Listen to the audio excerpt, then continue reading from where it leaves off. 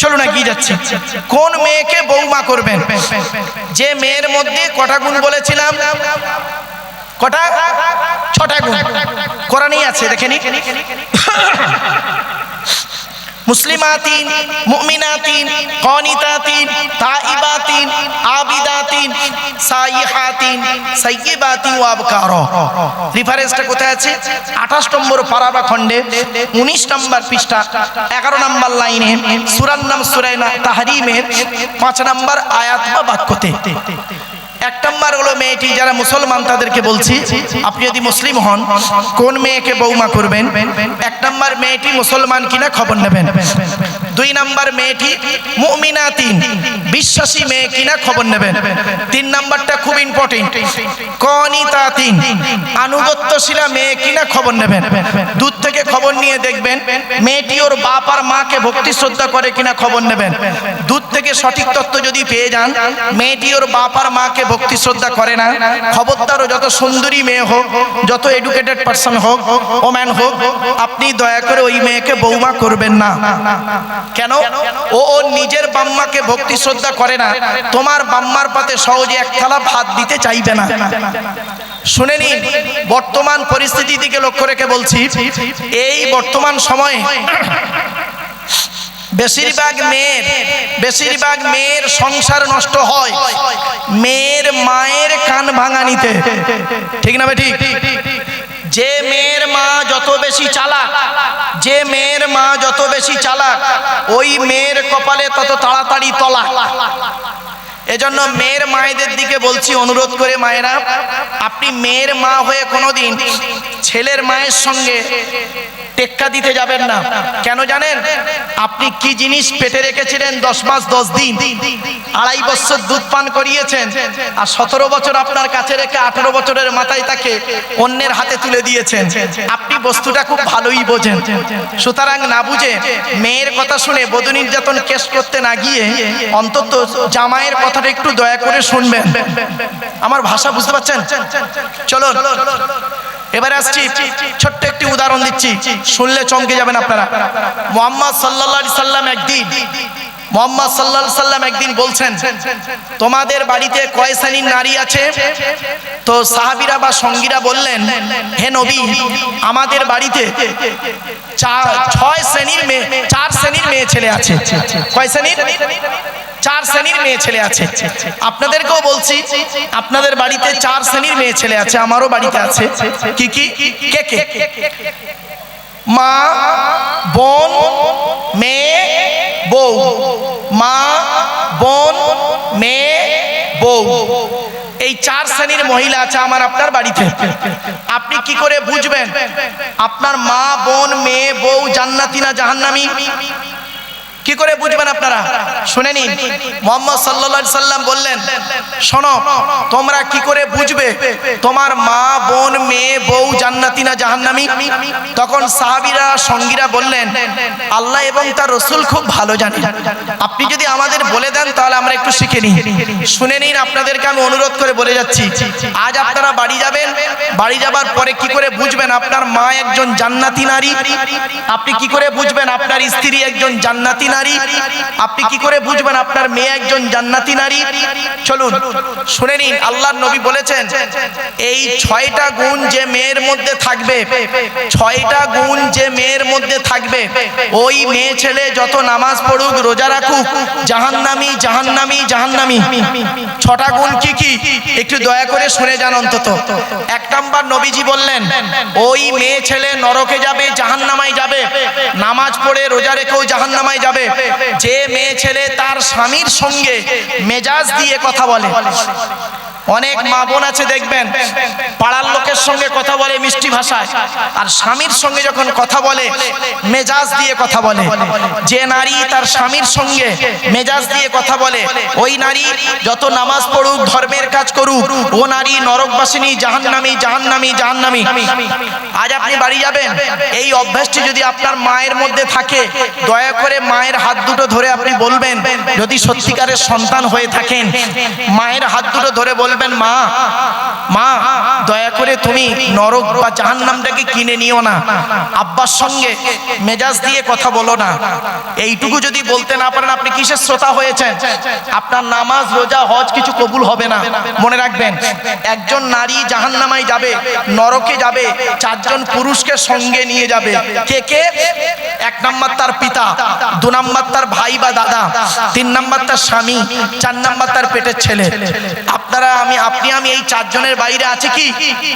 তাহলে ভাবুন একটু। আজকের যদি বাড়িতে গিয়ে আপনার বোনের মধ্যে এই অভ্যাসটি দেখেন যে আপনার বোন আপনার দুলাভাই বা বোনাইয়ের সঙ্গে মেজাজ দিয়ে কথা বলছে, আপনি সত্যিকারের যদি ভাই হয়ে থাকেন বোনকে বোঝাবেন। আপনি যদি আপনার মেয়ের মধ্যে এই অভ্যাসটি দেখেন, আপনার মেয়ে আপনার জামাইয়ের সঙ্গে মেজাজ দিয়ে কথা বলছে, সত্যিকারের জন্মদাতা পিতা যদি হয়ে থাকেন মেয়েকে সাবধান করবেন। বলে গেলাম, এক নাম্বার নবীজি বললেন ওই মেয়ে ছেলে নরকে যাবে, জাহান্নামে যাবে নামাজ পড়ে রোজা রেখে। যে মেয়ে ছেলে তার স্বামীর সঙ্গে মেজাজ দিয়ে কথা বলে।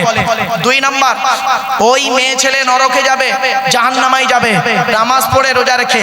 যে মেয়ে ছেলে তার স্বামীর সঙ্গে স্বামীর দুর্নাম বদনাম অন্যের কাছে করে বেড়ায়, যে মেয়ে ছেলে স্বামীর দুর্নাম বদনাম অন্যের কাছে করে বেড়ায়। তিন নাম্বার, ওই মেয়ে ছেলে নামাজ পড়ে রোজা রেখে জাহান্নামায় যাবে। যে মেয়ে ছেলে তার স্বামী থাকতে পরপুরুষের সঙ্গে পরকীয়ায় লিপ্ত হয়। ভাষাটা বুঝতে পেরেছেন? স্বামী থাকতে পরপুরুষের সঙ্গে পরকীয়ায় লিপ্ত হয়, ওই মেয়ে ছেলে যত ধর্মের কাজ করুক ও জাহান্নামে নরকে যাবে। চার নাম্বার, ওই মেয়ে ছেলে নরকবাসিনী নারী, ওই নারী নরকবাসিনী যে নারী স্বামীর পরিবারের সঙ্গে খারাপ আচরণ করে। অনেক মেয়ে ছেলে আছে দেখবেন স্বামীকে খুব ভক্তি শ্রদ্ধা সম্মান করে, স্বামীর বাপকে দেখতে পারে না, স্বামীর মাকে দেখতে পারে না, স্বামীর ভাই বোনকে দেখতে পারে না। ও মেয়ে ছেলে যত ধর্মের কাজ করুক ও মেয়ে ছেলে নরকে যাবে 100%। পাঁচ নাম্বার, ওই মেয়ে ছেলে নরকে যাবে যে মেয়ে ছেলে বিনা কারণে স্বামীর বিছানা ত্যাগ করে, স্বামীর বিছানা ত্যাগ করে অন্য বিছানায় রাত কাটায়। বাড়ি থেকে ভাববেন। ছয় নাম্বার, ওই মেয়ে ছেলে নরকে যাবে নামাজ পড়ে রোজা রেখে। যে নারী তার স্বামীকে বলে তোমার সঙ্গে বিয়ে হয়ে আমার জীবনটা নষ্ট হয়ে গেছে। অনেক মেয়ে ছেলে আছে দেখবেন কি হিন্দু কি মুসলিম, অনেক মেয়ে ছেলে আছে তার স্বামীকে বলে আমার মতো বউ বলে তুমি বেঁচে গেলে, অন্য কেউ হলে বুঝতে পারতে। তোমার মতো স্বামী সংসার করছে, আমার মতো মেয়ে বলে, অন্য কেউ হলে চলে যেত, এই করতো তাই করতো। তোমার সঙ্গে বিয়ে হওয়ার আগে আমাকে কত মাস্টার ডাক্তার ইঞ্জিনিয়ার প্রফেসর দেখতে এসেছিল, আমার পিতামাতা ভালো মানুষ, তাদের সঙ্গে বিবাহ না দিয়ে তোমার সঙ্গে বিবাহ দিয়ে আমার জীবন নষ্ট করে দিয়েছে। এই কথা যে নারী বলেন ও নারী হলো জাহান্নামী নারী। মনে রাখবেন, জন্ম মৃত্যু বিবাহ সবই সৃষ্টিকর্তার হাত। এই বিবাহ শব্দটা যখন এলো একটু ভেঙে দিই। বয় হস্যই বয়াকার হ বিবাহ, বয় হস্যই বিবেক। যে পুরুষের জ্ঞান আছে, বিবেক আছে, বুদ্ধি আছে, সেই কেবল বিবাহ করতে পারে। পাগলের হাতে নারীর জীবন তুলে দিয়ে নষ্ট করে লাভ নেই। বয়াকারে বাহন, বাহন দুই প্রকারের, শারীরিক বহন, অর্থনৈতিক বহন। তিন নাম্বার হলো হ, হ দিয়ে হলো হৃদয়। একটা নারীর জীবন পুরুষ তোমার হাতে তুলে দেওয়া হচ্ছে, তুমি যতই তাকে হৃদয় দিয়ে ভালোবাসবে সে সত্য ততই তোমার আপন হবে। তুমি স্বামী বলে দুদিন চোখ মাখিয়ে দেবে, বউ সহ্য করতে না পেরে একদিন বাকিয়ে দেবে, এটাই স্বাভাবিক। বিবেক, বাহন, হৃদয়, এই তিনটে গুণ যে পুরুষের থাকবে সেই পুরুষই বিবাহ করার উপযুক্ত পাত্র। এই তিন গুণে গুণান্বিত ছিল কে জানেন? বিশ্বনবী মুহাম্মদ সাল্লাল্লাহু আলাইহি সাল্লাম। নবী দিবসের জলসা আমি বিভিন্ন অ্যাঙ্গেল থেকে নবীকে তুলে আনছি, ব্যবসা ও দিক থেকে নবীকে তুলে আনলাম ব্যবসায়ী হিসাবে। এবার আসছি বিশ্বনবী মুহাম্মদ সাল্লাল্লাহু আলাইহি সাল্লাম, তিনি বললেন হে পৃথিবীর মানুষ শুনে নিন, শুনলে চমকে যাবেন। এটাই পরকালে আমাদেরকে সৃষ্টিকর্তা দুই শ্রেণীর প্রশ্ন করবে। কয় শ্রেণীর প্রশ্ন? দুই শ্রেণীর প্রশ্ন, দুদিকের প্রশ্ন হবে। এক নাম্বার প্রশ্ন হবে সৃষ্টিকর্তার তরফ থেকে একটা প্রশ্ন, আল্লাহর তরফ থেকে প্রশ্ন হবে। আর দ্বিতীয় প্রশ্ন হবে বান্দার তরফ থেকে।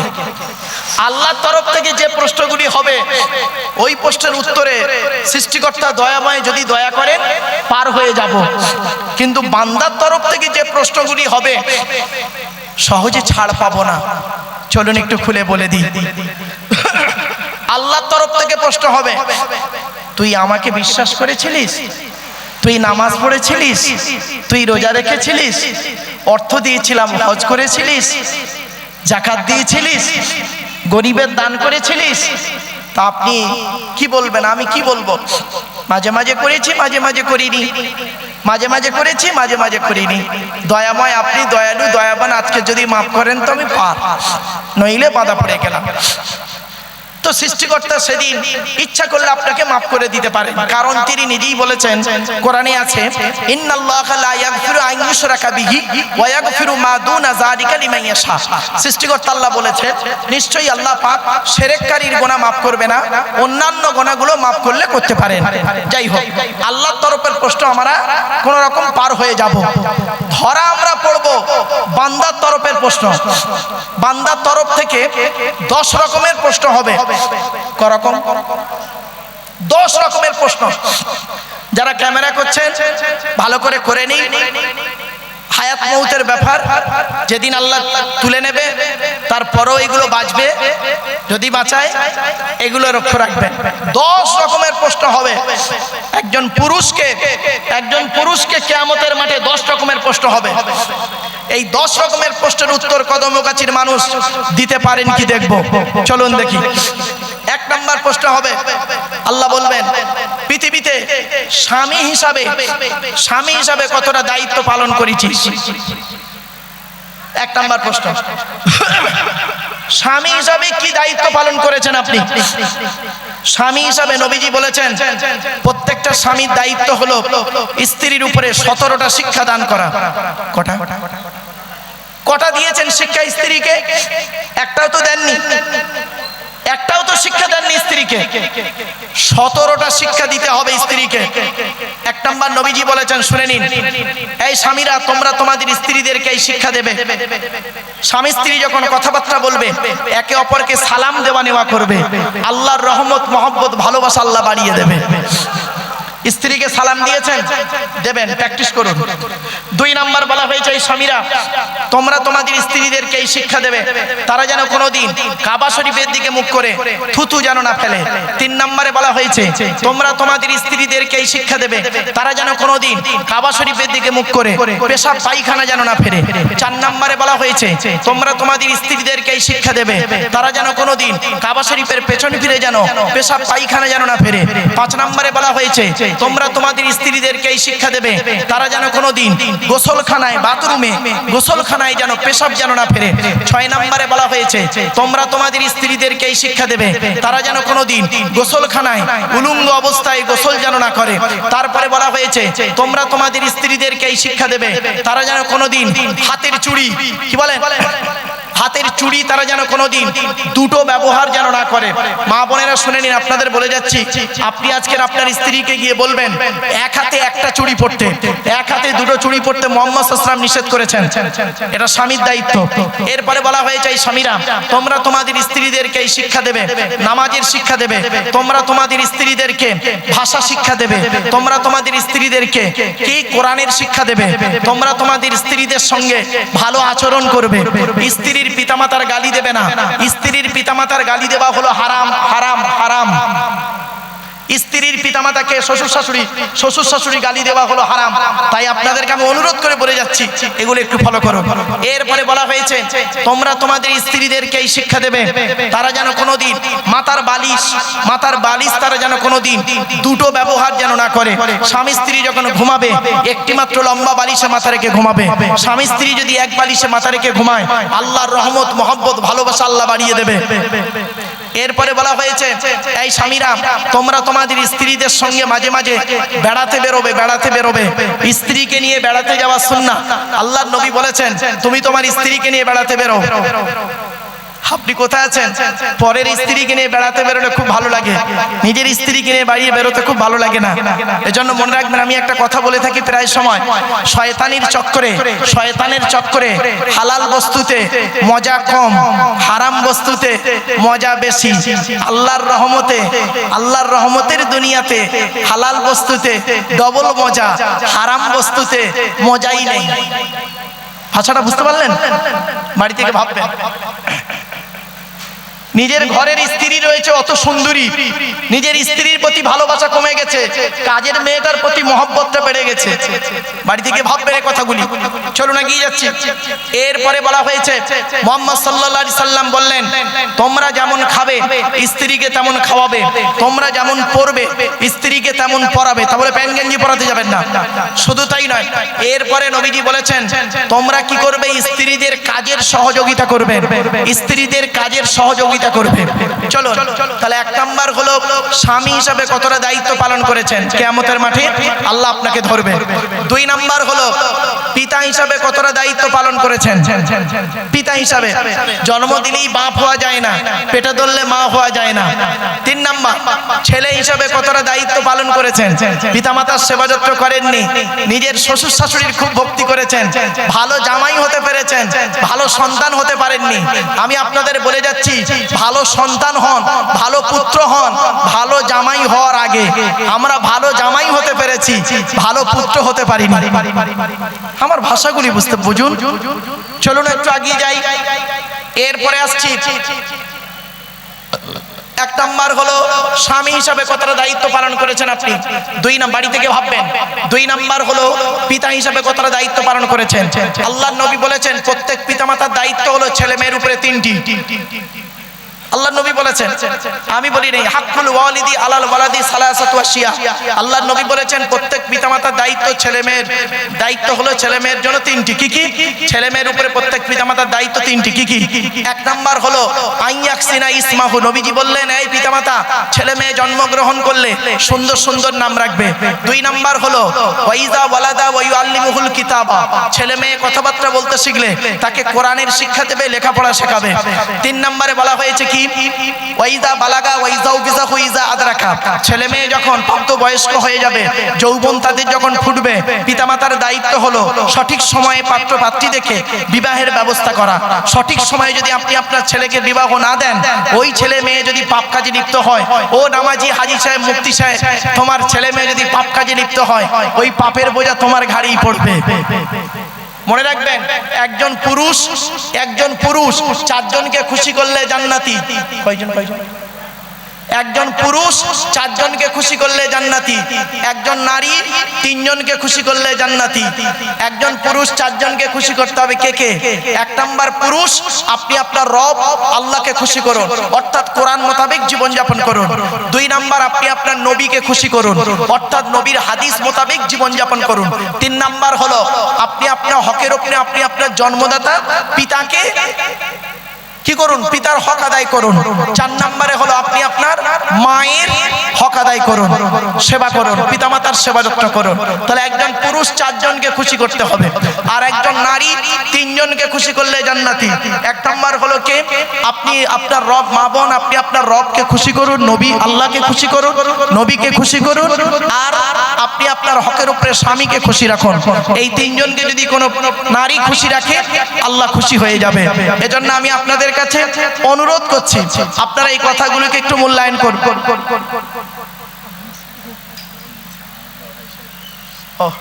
নারায়ে তাকবীর, নারায়ে তাকবীর, আওলাদে মুসাদ্দিদুজ জামান, নারায়ে তাকবীর। আমার বাপেরা, যার অপেক্ষায় আপনারা চাতক পাখির ন্যায় বসে আছেন, তিনি এসে গেছেন। আমার সংক্ষিপ্ত বক্তব্য এখানে শেষ করলাম। ভাষাগত দিক থেকে ত্রুটি হলে ক্ষমা করবেন। সকলে তাজিমান একটু দাঁড়িয়ে যান। নারায়ে তাকবীর।